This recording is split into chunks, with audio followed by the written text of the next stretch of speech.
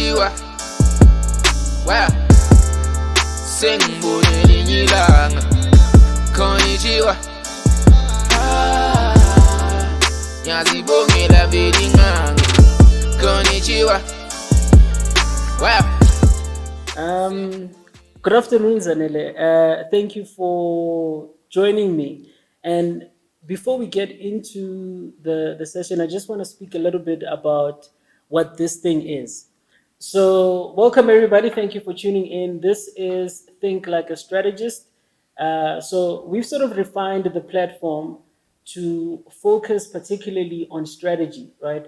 So, it's called Think Like a Strategist, and the acronym spells TLAS, which is class. So we'll be creating and developing lots and lots of these classes, dabbling into different categories and industries. And today we've got Zanele Ntulini, who is the CMO of FMI. So today we're focusing on how does one think like a strategist when it comes to insurance. Thank you very much for joining. She's our very first guest, so this is a very big moment. Thank you very much for making the time. Really appreciate it, and I'm hoping for a great session. So thank you. So before we get into the conversation around strategy, right? I just want to know a little bit about yourself. Firstly, who are you? Where do you come from? And before you got to FMI, where did it all begin? Sure. Where did it all begin? I'm originally a girl from Soweto, excuse me. And I grew up here in Johannesburg, and I did my schooling here in Joburg, and I got recruited off campus into a marketing program, which kind of helped set this tone for me in terms of a particular career path that I had aspired to basically follow. And I think I remember telling my mom I want to study marketing. She was like, act manje.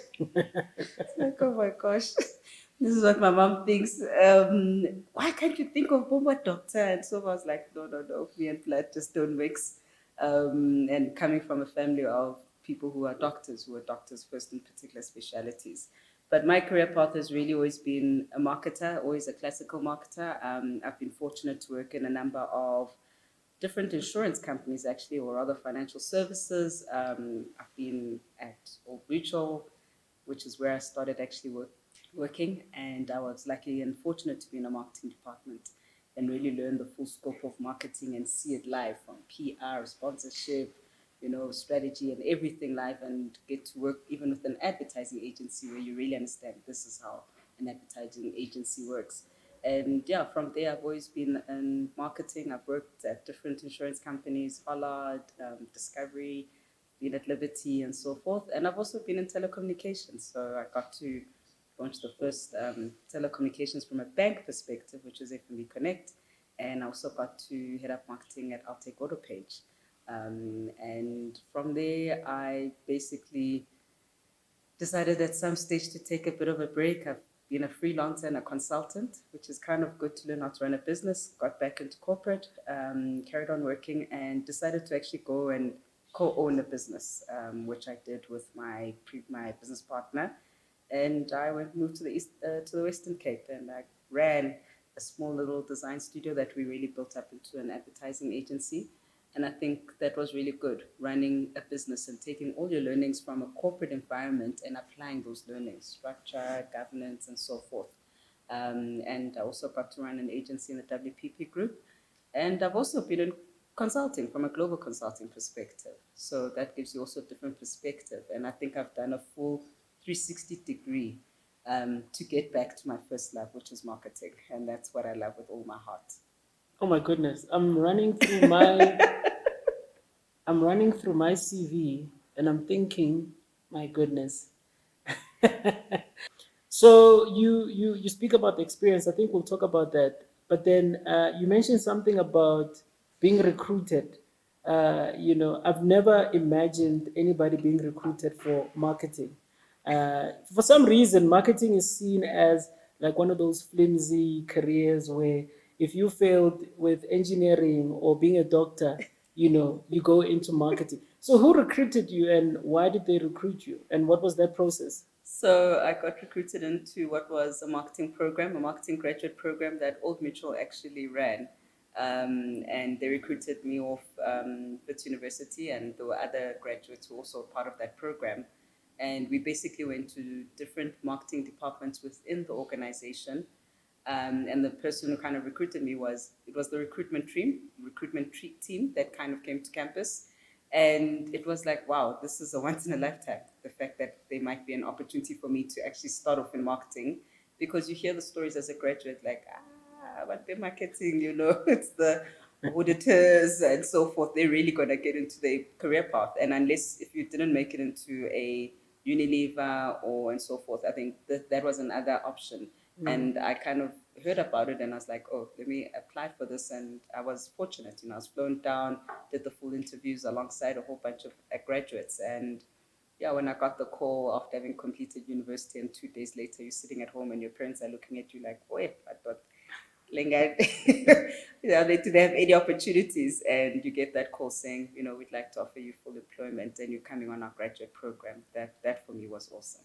That's amazing. I think the only thing that we don't have, in common is the Wits thing.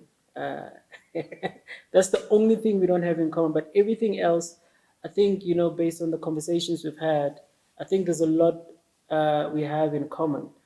Particularly when it comes to strategy, which we'll get into. But now tell me about FMI, the brand, and maybe where we can start off is in your role as the CMO, right?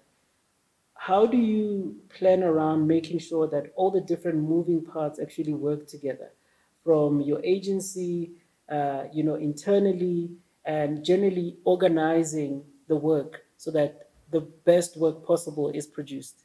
Sure. Okay. First, let me start with FMI. FMI is a division of Bidvest Financial Services. We're the life insurer, essentially, within a Bidvest group, next door to other different financial services within the Bidvest Financial Services portfolio. And we actually operate under the license of Bidvest Life. As an organization, we're an organization that has a very clear storyline, if I can call it that, or rather the item that keeps our heartbeat beating, which is, protecting the hardworking income of South Africans. Everything of ours revolves around that.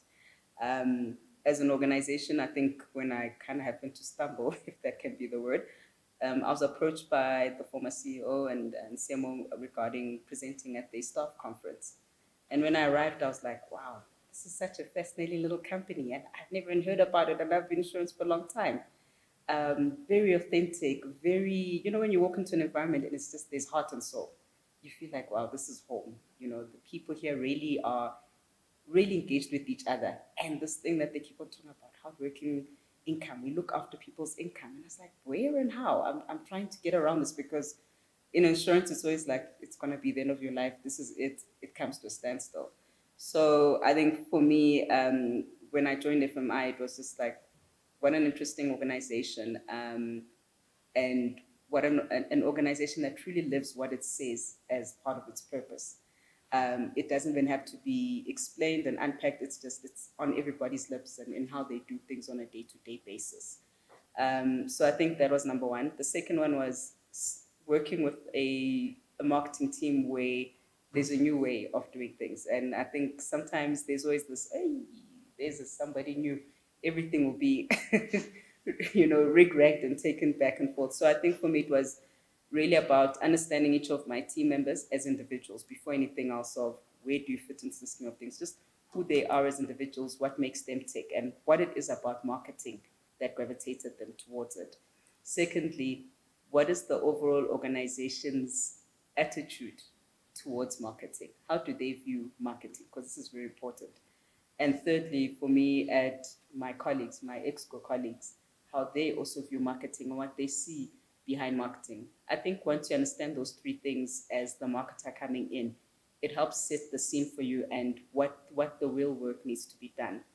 And also unpacking of who's been working, what service providers have been working on the brand, why is the brand where it's at, why have you guys been doing what you've been doing. You kind of have to take that as all these goodies and unpack it, and then start to say, okay, this is what I believe will be the playground we have to take a new brand out to market. Number one, we need to be more consumer facing, which for me was the mandate from the exco team and the board.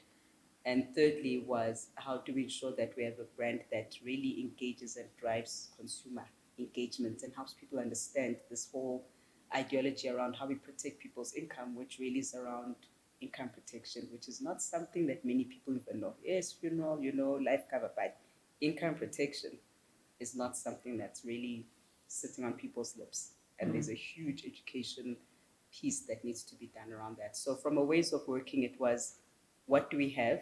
What do I feel is best for us to get to where we are, i.e. a future fit marketing team that is going to be able to deliver on the strategy that the company has and what we've developed from a marketing strategy? And do we feel that everybody and everything that is there is going to align to that? What we felt has not really aligned or is not going to really work, we've had to kind of part ways. And what we feel is what we require from service providers are those that we've tried to start bringing on, so that we have an ecosystem of service providers or communicators who get where we're going and what we need to achieve. And they've bought into the philosophy. But most importantly, that they are aligned to our company culture and value system, because it's very specific, number one. And number two, that they believe in this product. For them, it's like, it should be like, oh my gosh, why don't I have this? This is straightforward. Those are the two key things we look for. So we're going to get into the product, right? But before that, what I want to know is, in insurance, right? I think it's particularly ran by actuaries and the guys who design the product. So as CMO and as a marketer, how do you ensure that your role is seen and that you are present? How do you make sure that they actually take you seriously? I think for me, it's all about collaboration. So in the environment I'm in, I have a very good relationship with our CIO, because there's a way that between marketing and technology, we lean on each other and what is required. On the other hand, with our chief actuary, I have a good relationship with her. Funny enough, she was caretaking the marketing team when I joined. So we had a good way of what she'd been working on. And even though she's not a marketer, she kind of brought in people to surround her who are strong marketers. So I have a very strong relationship with her and understanding what their team seeks to achieve, so that we sometimes as marketers don't go and sing what makes us happy, but rather understanding that certain things drive a product and we need to ensure that we're aligned with that. Same with, for example, our CFO. He was our acting CEO, and I have a good relationship with him, and that's someone I kind of go to, or rather we ping things off each other. He wants to understand, when you're going to run this campaign, what do you think the ripple effect is going to be? Unpack it for me from an ROI. Where do you think, we'll be able to drive margin? So I think your role as a marketer, first of all, is you understanding the business and speaking the business language of those different stakeholders. So when I sit and speak to my CIO, I know what he's looking for me. Clear scope, do you understand from an ETA? Do you understand from what a use case means, and so forth and so forth? And that I'm able to speak that language comfortably with his people, so that their job becomes really comfortable and easy, and they're able to really get into it when they get a brief, if that's the case. If we're going out to market, how do I ensure that the actual team understands why we insist on sitting on certain messaging and what we believe the ripple effect will be? From this will be our sales, this is the mix that we'll get right, because there's a mix that they're following that is required to get those margins right. So I think you have to fine-tune a proposition with each stakeholder and develop a relationship that's one-on-one with each of those stakeholders, not a spray and pray as it goes. Because those are individuals at the end of the day, and you kind of have to find a sweet spot with each other. And once you found that sweet spot, then you know that, okay, when we engage, this is really where our focus and engagement must be. I know what it is you seek to achieve if you are looking after governance and compliance, and this is what I need to come to the table with as the marketer. So it's understand each of your stakeholders one by one as individuals, and then fine-tune your proposition for each of those different stakeholders in order for you to be able to achieve and drive what you're driving as a marketer, to have that respect within the organization. Okay, so maybe just to give an example by zoning in on one of the key stakeholders, right? So say I'm your CFO. What is it do you think I want to hear or want to know about the work that you're doing as a marketer and how that work makes my job easier or makes me happy as a CFO. So I think for me, the first thing a CFO is looking is a marketer who's able to manage their budget effectively, number one. Number two, from what your ripple effect in terms of the impact you have on sales, that you're attracting the right clientele that's going to sit on our books. Number three, your understanding of the ripple effect of whatever you do in marketing also affects other areas in the business, and how to find leeway as two different parties of saying, for example, right now I'm in a bit of a situation where we're using a lot of freelancers, and tomorrow a freelancer can land a very big job that is better for them than what they have with us. And therefore, I'm in a bit of a cripple, and I've got to already have thought clearly of, well, this is how much we're paying a freelancer. How do I ensure that money stays on our books, and how am I going to bring in the right personnel where necessary to continue consistency? What the CFO doesn't require is a headache of, marketing is forever, not within budget. Marketing doesn't understand the accrual system. Marketing doesn't know how to work with variances and tweaks and keep us as finance team updated on things that happen in that department and the ripple effects and how we can help them. So that for me is what I believe our CFO is always looking for. Okay. So I think what you're talking about is very important in that at times we tend to focus only within our pocket. If I'm a marketer, I'm worried about the positioning of the brand. Are we on TV? Are we on every billboard? So how does one begin to ensure that they've got buy-in from everyone else? How do I make sure that I've got the confidence of my CIO, CFO, all of them together? I think the big thing for me is always take everybody on the journey. Don't be the marketers like, I'm keeping it all to myself. You guys will find out on day X. Take everybody on the journey. Take them on the journey in how you're constructing, first of all, your strategy in relation to this is what the company strategy requires, and this is my response to it. Take everybody on the journey, even if it seems mundane, maybe where you see think, would they really care? Of, we're working with this brand agency and I want you all to meet them.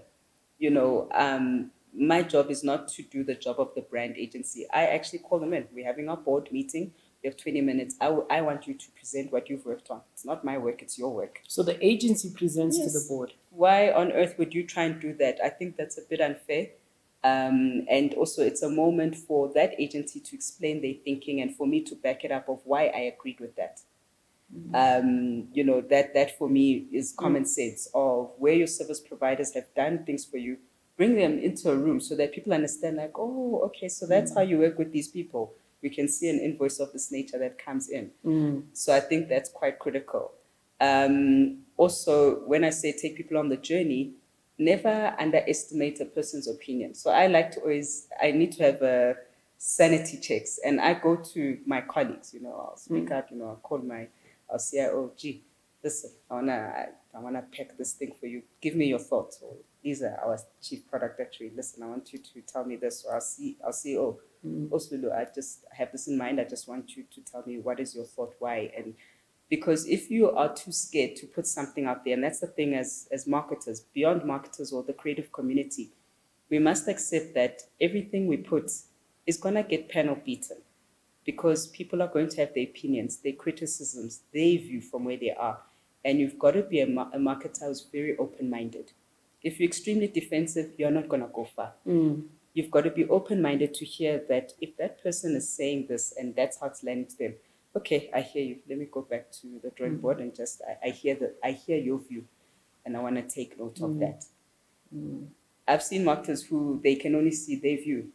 For them, it's I am the marketer. Yes, I'm the marketer, but the person on the other end is also a consumer at the end of the day. And from where they're standing, they see things in a particular way. So I must be open enough to hear that view and accept it and say, okay, that's a different stance. Let me carry on working what I need to do and come back again. I like what you said about bringing in the agency, so to speak, to present to the board. You frame it as common sense. But I'd just like for you to unpack a bit about why that is important. What does it do for the relationship, for the agency to come in, to meet the board, to present to the board. The board sees the agency. These are people that are taking our money, you know. What does it do for the relationship, and I suppose even maybe for the work itself? I think for me, it's, there's something that once a particular CIO, a CMO of mine, who I reported into many years ago, kept on saying, always appreciate the work that people have done, that you are not shy for them to come in the room and present. Excuse me. It's not a matter of, I took this work and I did it. Always pay homage. And that for me has always been a critical thing. I even when presenting the work, it's in their template with their logo. I say, first of all, oh, this is the company that did work X, Y, and Z for us. So today I'm going to do it myself. They're not here. We also can't keep on taking their time all the time. But that for me is important of, I respect them as the tradespeople who are doing what they're doing because they've been paid for it. They're the experts in it, and they must be given the forum to do that. Mine is to say why we went this route, why we agreed or why we did not agree. But that also the agency knows that when Z goes and speaks on our behalf, she always comes back and says, it's this company that did this work. This is how their thinking went. So that for me is important, of respect the people who you've brought on board to do work, to have faith in them, and also to be proud of, they're making me shine as well, and they must shine of how they came up with what they came up with. Not with the Zanele dreamt it up in very little home, and now I'm taking it as mine, because I've seen that at times, and I think that's not nice. We must pay homage to the people who've gone and done the groundwork. Amazing, amazing. So what I love is, I feel like you're very clear about what your role is in the midst of all these different, moving parts, which I think is fantastic. Which then leads me to my next conversation around a similar topic. How do you manage the different agencies, and what kind of relationship do you have with them to bring out the best out of your partner agencies? I think for me, first of all, there's got to be a common ground of alignment in our mindsets. We both believe in what we're trying to achieve as an organization. You're not there just for, yes, I've got to earn, but you are there for, look, I believe in that. I really feel as an organization who's been brought on as a service provider or a partner, we're going to get to do this kind of work. Oh my goodness me, no matter how big or small it is. So that for me is number one. Number two, I believe in the theory of just inspire people. Even if it sounds like it's a little small thing, but little smaller nyana is always the very ones that are the big nyana at the end of the day. And inspire people and respect that there's a way that creatives work, that strategists work, that production people work. I mean, I remember a time at one particular organization, because we'd have this huge launch, I would always start with production. They actually had a one-on-one with me before even creative or anyone else. They actually had a one-on-one with me because we need to be calling SAPI to, book so much paper up front and work backwards to say, see, if we cut off by this date, then we'll be fine. Then it was easy for them to start the conversations properly of, then our brief needs to be like this is how we manage an actuarial team, how we manage a compliance team, the legal team, etc., etc. And me and my team have a clear plan how to manage that. So I think sometimes in doing all of that, it's inspire, but respect that different individuals also in my service provider. As agencies, it's not just the account management team. There's many other people inside there who are all doing different things, and just give them the time of day as well. That to me is important, so that the traffic manager or production manager must feel that they can call Zanele directly, say, oh, we've got 15 things of yours being briefed in, please help us. How do we manage? It shouldn't be, oh no, you never call Z. So there's got to be an open line of communication throughout the agency of anyone who must call Z, if that's the case, if there's certain things they can't get through with my team. And then I think lastly, it's just mutual respect. Mutual respect for why I've called you into a room to do work for me, and for the service provider to also respect what it is client is trying to achieve and understand my business inside out. Not just start running and coming up with ideas. Understand it, go sit in my call center, ask to come sit in our offices for 2 or 3 days, be part of it. I think that for me is important, and also for me to understand how you run your business, your way of working, because you're also an organization and you have processes you follow inside to help you run your business efficiently. So you need to school me as a client of, see, this is how we work, this is what we do, and therefore for us to meet each other halfway, can we craft a mutual agreement of can we work like this? That's brilliant. That's brilliant. I think from a client agency relationship perspective, there's always this imbalance of power, right? But it feels like you and I never get to say this word right. Hopefully I can say it. There's this sense of democratization of power where you speak about mutual respect, speaking to everybody, even the traffic manager, which I think is great for building a relationship that becomes healthy for everyone. Because generally there's this imbalance where you are made to feel that, hey, I'm client, I'm paying your bills. In fact, the water that you're drinking there, you're drinking it because of me. So there's always that, which I think I like your leadership style, which then leads me to we've spoken about so many things which are critical, but I feel like the conversation is only beginning now. When we talk about strategy, I have a bias to strategy, right?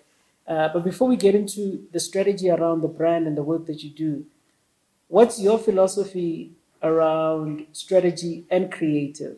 How do you see that dynamic panning out? And how do you actually carry out your philosophy to ensure that it delivers to your standard or expectation? Sure. For me, they it's like this one WhatsApp group. Did you hear that? One WhatsApp group, strategy, creative, then I can only say it in Zuzinamatel. They are like this. Because if one goes this way, that one must go. They must go in the same way. I always say, before we even get to the strategy that's great crafted, is does everybody in the room, from the most junior creative to the most senior strategist, understand the company strategy and what it seeks to achieve? Like, you understand the 3-year plan, 5-year plan, 6-year plan as a starting point. And secondly, then it's the marketing strategy that the CMO comes and presents in the room, and that everybody in that team speaks one thing at all times, and that constantly comes through. So that when the strategist puts up what they're putting up and they come with the insight, the true insights, what have you not, it's an aha moment for all of us. So that the context is set. And when creative stands up, the first thing they should do is say, when strategy said 1, 2, 3, here's what clicked in our brain to go there. When I do not hear a creative person refer back to the strategy, already I know. Everybody went and worked in their own little back room and nobody sat. I can sometimes see strategies and creatives presented, and I'm like, even the MD in the organization didn't sit and listen to this. There's nobody who had an eagle's view eye, or 2 people were not sitting together testing of, if you wrote the strategy like that, maybe then my creative should be this. And I think I got that kind of good experience from when I co-ran a business with my business partner who was a creative through and through. And I would write my strategies and I'd say, Mike, let me take you through this. And I said, because you've got to tell me if it makes sense to you. You also, and you're a businessman, you are also like the CEO sitting elsewhere. So the day I hear you talking about the creative on one page said this as the CD, then the job is done. So strategy and creative must live together. They must be sitting with each other, left, right, and center. I love that. In fact, I love it so much. I feel like the conversation is over. But there's so much to unpack. So now I think it's beautiful. It's a beautiful point to make that, strategy, creative, one WhatsApp in one WhatsApp group, because creativity or the creative delivers on the strategy that comes from the agency, the creative strategy, which is meant to deliver on the marketing strategy, which is meant to deliver on the business strategy. So that's fantastic. So now I'd like to zone in on FMI, and I think particularly the income protector product, right? So generally, I don't think there's much differentiation amongst the products. So I think everything is the same. It's either blue, red, green, and green again, or something else. And then I feel like the category sort of relies on the creativity to make the product stand out. But what I would like to know now is, what is this product and what does it do? So I think the first thing that I must make clear is that as FMI, we're a life insurer, just like any other life insurer. However, I think our key differentiator in the market is that we were pioneers of income protection.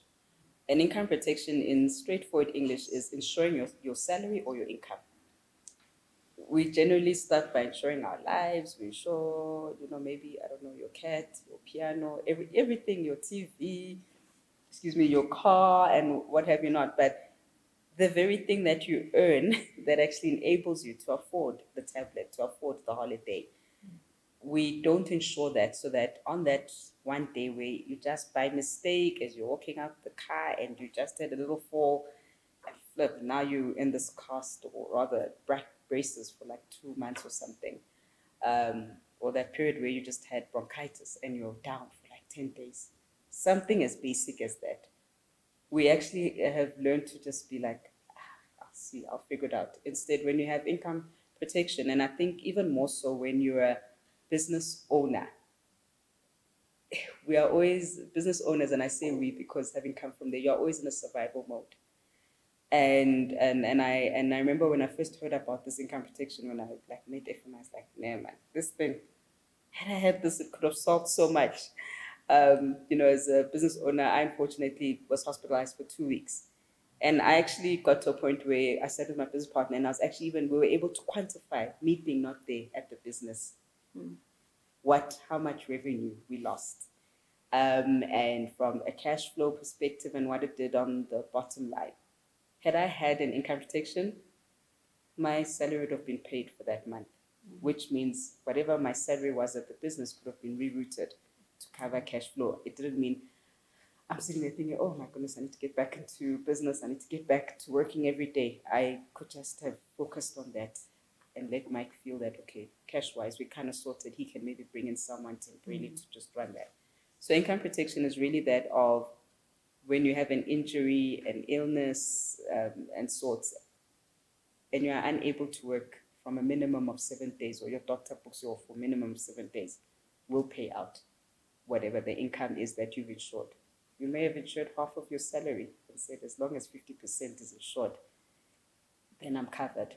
I can, at least you'll pay me half of that, you'll pay me that 50% out. And when you think of the past 2 years, I mean, from having gone through a full pandemic, which we're still in a pandemic, but our claim stats, we've paid out 92% in terms of payouts from a claims perspective. Of that 92%, 84% is actually income protection. The business owners who, yes, majority of them were from a COVID perspective, if I think of my own brother-in-law, close to 6 weeks, unfortunately, he was in ICU due to COVID. Had he had something like an income protection, in just what it would have done for him. My sister runs her own business as well. She was out of play for about 10 days as well. Had she had an income protection, what it would have done for her. And many, many other entrepreneurs in this country, business owners. On the other flip side, income protection ripples through from just being able to pay out for you because, yes, you have an illness or a thing. On the other hand, for someone who may find themselves living with a cancer or some sort of really critical illness, and maybe 6 months you can't really work properly, just that idea of someone's just going to pay out my salary and I can just sit down and just focus on recuperating. But let alone recuperating, the real reality is this thing of, is there money in my bank account? Because your car, your house is still there. Those don't disappear. And the fact that someone can pay out because you're going to incur additional expenses. You have to see more doctors, and each specialist has their own price point. Your medical aid can only pay up to a certain point as well because there's so many other members they need to facilitate. The additional medication you have to take, counseling possibly, psychology, transport, go back and forth. So our income protection covers you from a normal, just basic small things that happen, but it's a minimum of 7 days you're out of play. Critical illness, some sort of critical illness. And then thirdly, if I have a spouse who's at home, maybe they're a homemaker, and something happens to them, they're in the house, they might have been looking after the kids, ran off their child, and they bumped themselves, and now their leg is a bit injured, they can also be covered. Or I have a child at university, they're a student. Juice Cafe, yay, groove. And that call comes through. And it's, we're at Mill Park, your daughter's here. And the child, unfortunately, maybe can't attend school for the next couple of weeks, or maybe they fall ill with something real. Now we are able to pay you, the parent, out, pay out that income to save for your child who maybe was studying towards a doctor. Now they're completely out of play. What would have been their income? Or you have a little one, 6-year-old, maybe they hospitalized for something and the doctors discover what they discover. You're going to be running around to different doctors, making sure your kid, is there someone at home who can take care of them because maybe the child can't go to school or do anything for the next couple of months. And we can pay out up to X amount to you, the parent, so that you can take care of all those additional expenses you would have been looking at. And I think the one for me that speaks very close to my heart, and I'd say maybe because I'm Black and there are certain things around our communities that are hard. The ideology of walking around with this huge price point, if I can say, on my head of having a big life cover. And please understand, it's something that I cannot unpack. Thinking like, hey, someone will be hired at a hostel because they think 8 million is sitting there. But we actually offer life cover as a life income cover, where whatever you're earning is what will pay out to your family. We can keep it running. So right now, maybe I've got 5 or 6 mouths I'm feeding from my salary because that's the people who are my dependents I'm taking care of. I've structured it in a way that, this one, 20% of my salary, Lorna, 30%, 40%, 50%. Keep it going. Okay, I think I'm going to need you to say that again. So, you're saying I could get a lump sum, your price tag. I can see it actually 8 million on top of your head. I could get that, or I need you to articulate it. This thing, what it is? What is it? We call it life income. So basically, whatever your salary that you're earning, you've insured it. So when you pass away, we will continue to pay out that salary for each beneficiary you've identified for the term period that you've identified. Can you please cancel my... So, and please, can I just make it clear? We do also offer the normal lump sums like everybody else. It's just, it's easier from people who want to structure their wills. I hope people know from an estate planning, when you pass away, everything gets frozen. So the idea that that salary will start paying immediately and keep those things running is just such a huge peace of mind. And I think from the simplicity of, if you may be divorced, you might have kids and all those kind of legalities, just the salary carrying on paying the way it's paying right now. So I know that at least the school kids, groceries if at that home, or if at a rural home, maybe it's my grand's home and I just want things to carry on, she'll still get that 2.5 because I've nominated her as my beneficiary to carry on receiving that 30% I sent to her. Wow. I just think it's the most powerful thing for me that when I saw that, I was like to my team, you do not understand the depth of this in the community I come from. My goodness. Where's FMI been? We're the best kept secret. It's So wait. So my salary, let's be ambitious. Let's be amazing, So let's just say my salary is 2 million. Per month. Per month. Oh, shame. Let's just do not hold me to that. So let's say my salary is 2 million. Yes. Are you saying if I buy this product, my family will get, obviously I imagine there's different levels to how much percentage I could get. But let's just, dream crazy. My salary is 2 million. I insure the full 100% salary. If I pass away, my family continues to receive my salary. Correct. So let's say with that 2 million in how you've set up is that your wife must get 50% of that 2 million. Maybe you have 2 kids outside of the marriage and you're like, those ones must get 10%. There's Umalume who you're like, oh, that Malume will haunt me from my deathbed. So make sure that he continues to get his 15% so that it adds up to 100%. Wow. And it'll pay out to all those people in those different ways. Wow, that's And incredible. you'll decide the term. You know, if it's your wife, you might say up until her retirement age. What? If it's my kids, I might say, 25 years, guys, you must be solving yourselves if you haven't reached it. So you can actually set up what the term is for Yeah. each beneficiary that you've set up. And this makes so much sense. Let me speak about myself, right? So I've got a 6-year-old, and currently I'm the only one who can afford his lifestyle. I say his lifestyle as if he's working. So in terms of what he's getting now, the things that he's getting, school, whatever, if I were to, pass away, God forbid, that becomes the end of, So for me, it's much more appealing, and I know you do offer it, but from a compelling perspective, it's much more intriguing to double click on that than to say, here's a life cover with a lump sum where you don't know what that money will be used for. That's it. But it sounds like what you're saying is and you articulated better about securing everyday South Africans' Hardworking income. income. Protecting the hardworking income of South Africans. So where has FMI been? Like, I don't get it. We've been there for 27 years. You know, we're a intermediary-driven business.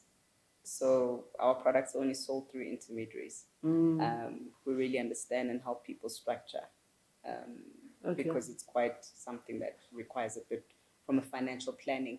It's a different way, even for intermediaries, of start with the income, don't start with the other things. So I think sometimes as consumers, it's also a matter of how do we educate ourselves when we hear about other alternatives in insurance. I mean, when I look at companies like Nakeds and so forth, I think, King Price had your premium decreases. That's how they've structured it from an actuarial perspective and what they put out to market. Or any other insurer who's gone a slightly different route. There's a lot of work to be done from an education. So that's one of our core things that we are really going to focus on mass education. Okay. Because yes, I want, Osma Pukani listening to this FM to hear about this and say, how come I haven't heard about this? I want something like this, and be able to access it and buy it for herself. And I think those are the important things of mass education. Means how do I make sure that every part of the country hears about this and use different methodologies from PR to town halls? Because yes, we're not going to all have the biggest budgets, but what you can do with your budget is how do I get the word out there by bringing in people where they need to. So I think when you really believe in a product and you think, flippin' hell, just for myself, let me buy that for myself. Yes, I have a little bit, just a small lump sum, just for the basics that everybody needs in the household to keep going. But this, to say it speaks to my heart, I don't know if my colleague Lisa even knows, it's deep because it answers a lot of things that are happening in our communities where we think we've got it figured out, but shame, I don't want to speak a lie. We haven't yet. Amazing. So I know I used 2 million rands as, the dream, but now from a strategy perspective, now we're talking about targeting and segmenting, right? Yes. Who should buy this product or is eligible to buy this product? We can go demographic, obviously we can go psychographic, but so if I'm going to watch this interview and I hear about this income protector that pays out my salary, which I think is actually, it makes more logic and makes more sense to do that than to get a lump sum. Who should buy this product, or who are you intending to buy this product? So for me, the first thing is there are 20 million South Africans in this country who are earning some sort of a salary or some sort of income from the Stats SA. All of those individuals to be qualified, number one. So as long as you have a business that you're running where you are earning some sort of income, you qualify. Whether you're running your Chisanyama or you are running a big empire, wonderful. You are number one. Number two, you may be a salaried individual, so you are permanently employed. You are also the other person we cover. Then the third, or rather the sub-level, is a type of particular occupation. Certain occupations do not actually get insurance in this country because they are deemed very high risk. And a high voltage electrician, the chances of them getting insurance in this country is next door to zero. It's just between them, God, and that electricity. We actually cover that kind of an individual. Why is that? Is this an industry thing? It's because they've got a high propensity and a higher risk of always claiming. You know, a person who's a sportsman, because what they do has a high risk. You know, they play soccer, they break their leg, it's just high. So we actually insure occupations, a lot of occupations that are unique that wouldn't be generally insured. So we've constructed our products to cover your normal traditional occupations, and then we've got another set of products we call our event-based products to cover from, you know, your beautician, your high voltage electrician, the sports people, to get the exact same benefits that we give to your normal traditional occupation. That's amazing. That's amazing. So how different is this product? Because I'm like, if it's that different, and I suppose that's why you're there now, to do the work, to go to market. But from a strategy perspective, and just trying to draw a distance between yourself and your competitors, is there anybody in your category that offers anything close to this, or they do have it but they're not talking about it, or they framed it differently? So they are our other, I call them our cousins from different mothers. They have different variations of an income protection, but obviously different rules. So one of the big things with income protection is a waiting period. When you're actually signing up for income protection, you have to actually say, I believe that if I am put off for 7 days, I want to make sure my waiting period is the 7 days. So it's not your normal waiting period of wait a year before you're having access to your benefits, but it's more of, if I get sick, I want to take the most minimal amount of days, 7 days being that, instead of a 14 days or 30 days or even 90 days before you pay me out. Okay, so as long as when your doctor says, now I'm booking you for 10 days already, you know that when I took out my income protection, I selected 7-day waiting period and I qualify. So those are the nuances that are kind of the differentiators between all of us. And I know for us, the 7 days is a very unique one that not many insurers would offer you the 7 days. It may be more around the 30 days or possibly 14 days. So that, for number one, is that. Secondly, it's who can get insured.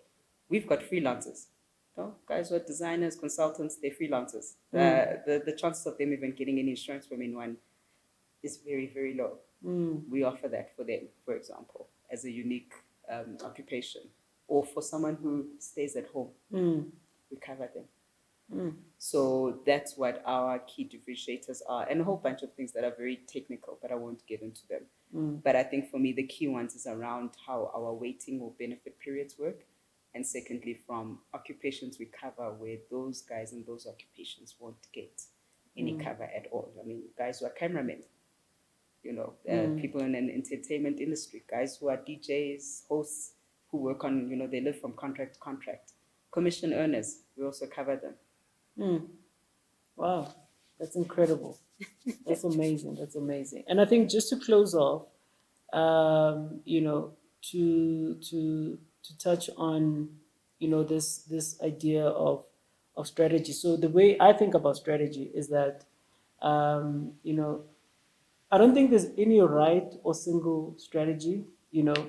I think, especially when I do presentations, my journey is to ensure that the option or the path that we take, we've shown enough evidence to say, this is the path. Because the strategy, I suppose, with anything really, I could write a strategy, you could write a strategy, and the strategies could all be correct.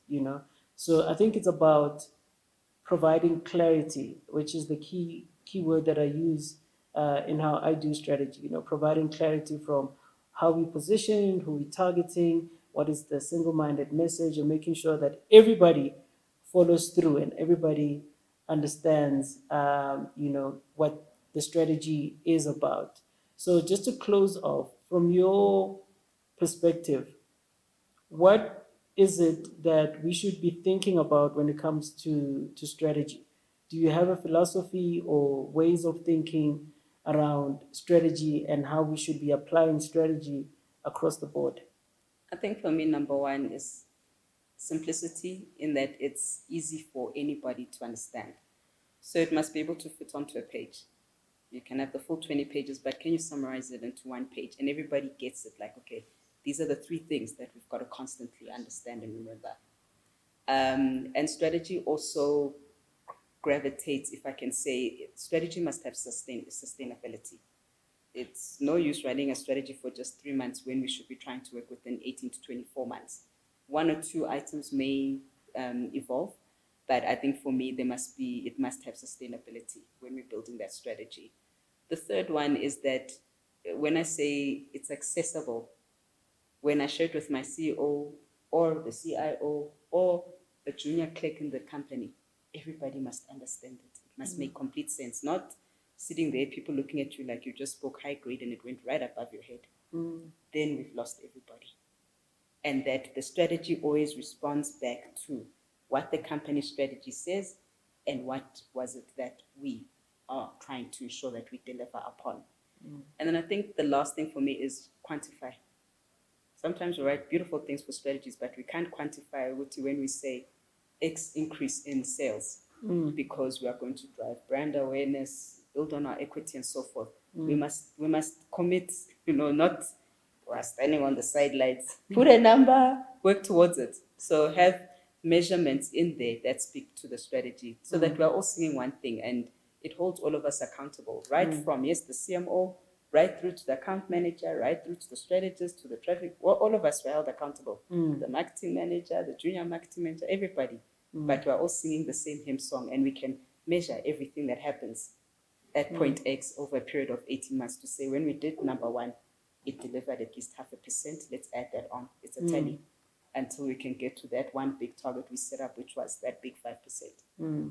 So who does the quantifying? Who comes up with the value? And maybe think of it from the context of everybody who's involved. Yourself, your partner agencies, your people internally. Yeah.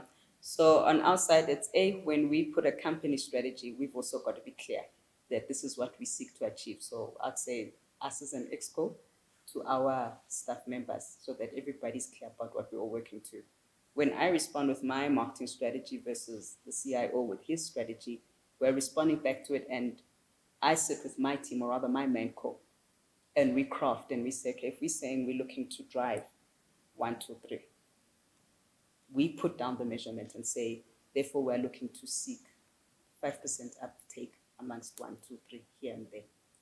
When we share it with our creative partners, each from PR to the digital to the through the line, whoever you are, you take it and you guys climatize it in your environment and you articulate it back to us from where you're standing in terms of what you've got to deliver. So if it's PR, I'm expecting them to say, in order for us to help you drive brand awareness where you're looking to have at least this kind of market share, here's what we're going to do, and we believe you can measure us to say, have we been able to contribute towards that or not? So it's a domino effect in that everybody must take and customize, but you can see the lineage, how it's all linking back to each other. It doesn't feel like we're all working from different bases, no. If the digital agency looks at the PR agency looks at the above agency, it's like, no, we're all talking from the same place. It's not like it feels like everybody went on a different route. No, that's amazing. Thank you very much. I remember when I used to work on PepsiCo, so they used to speak about tonnage. And I always like to simplify to your point about, if they say we need to sell 2 tons of bags, Simba chips, it's like, what does that mean? I love to break it down to its simplest form to say, okay, when we speak about 2 tonnage of bags, what it means basically is 1.5 million bags. And then for me, it was like, then I'm like, in fact, I could personally go sell these chips, because if I need to sell 1.5 million bags of chips, then if there are 2 million or 3 million people in Soweto, for argument's sake, then I know I just need half the population to buy 1 bag, or, get a third of them to buy 2 bags or 3 bags, which I love. I love the idea of making sure that everybody is on on a single page and on the same book. Thank you for very much, Z. I really appreciate and this is the first one, by the way. I really appreciate you coming through. It's been absolutely amazing. I love your product. I look forward to seeing the work that will come and frame this product. So pressure, yes, there is pressure, for you to frame this product for us so that we get it and so that millions come in numbers to buy your product. No pressure at the office for you, but Thank you. pressure for us. We receive your blessings. No, I think the product speaks for itself. You're going to do phenomenally. In fact, I think this idea of a product that is so well articulated and has a very clear proposition, on its own alone, does a number of things, which I believe the way you've articulated the problem that this product solves, in there is the concept of being purposeful, being purpose-led. When you look at organizations like Unilever, they might get flagged for a lot of things, but I think most of the product, maybe not most, there are products where there's purpose imbued in those products and why they exist today. And for me, when a product does that, you actually don't need to overlay it with many other things. It's like there's the product here, there's the message here, you want to add purpose here, and then it becomes convoluted. But I feel like your product ticks all the right boxes, just purely speaking about the product itself and not adding anything to it. So I wish you all the best in building the product and taking it to market. I hope people will pressure on your team to articulate the product in a way that they get it as intended, not too many layers of comms. So in closing, is there anything that you would like to close with? Yeah, I think for me, the big thing is, when you're part of a group as big as a Bidvest, there's a lot of things we're doing. And it goes back to collaboration. One of the key things we're really trying to do is collaborate with our other sister companies who are in a similar environment. We've got Bidvest Bank, we've got independent brokers. How do we work together to kind of attack in one place? So I think that's what's important when you're part of a big group, of how do you tap in to leverage and really build off each other. And then I think the second one of taking to market, where to build a new brand is not it's not a overnight thing. It's not just take that name and someone slap it and put it out there. There's a lot of work that has to go behind the thinking that happens there. And thinking is very important. I know I'm a rush, and one of my old CEOs used to say, "Hey, Z, just pause." I'm like, "Hey, relax." It's things." So I think any other marketer's in the same boat who's got to find the right thing behind getting that brand right, and also taking what I'll call hero products, because it's not like that's the only thing we do. We've got the rest of the normal insurance products, but how do you take your hero products that give the proof point for the brand and make them sweat for the brand? Because the brand doesn't stand alone. The brand has taken drive from the purpose and used that as its lead, but the brand can't just swanker as it feels like. Those products are your proof points. It's the make it or believe it at the end of the day. Amazing. Thank you so much for having us here as well. No, it's a pleasure. So that was class session. So basically with class, the fundamental question we ask is, how does one think like a strategist? And in the session with Z, the basic question was, how does one think like a strategist in insurance? And we spoke a lot about, managing agencies, about the product, about the business. There's a very interesting product that they have to offer, which I think is amazing. So I hope you've enjoyed this session of Think Like a Strategist. And I hope if you are in the industry, you might have gained a few nuggets of how does one think like a strategist when it comes to insurance. I hope you enjoy this session, and hopefully you'll catch a few more episodes that are coming. Thank you very much. Konnichiwa. Wow. sengibone elinye ilanga. Konnichiwa. Ngiyazibongela vele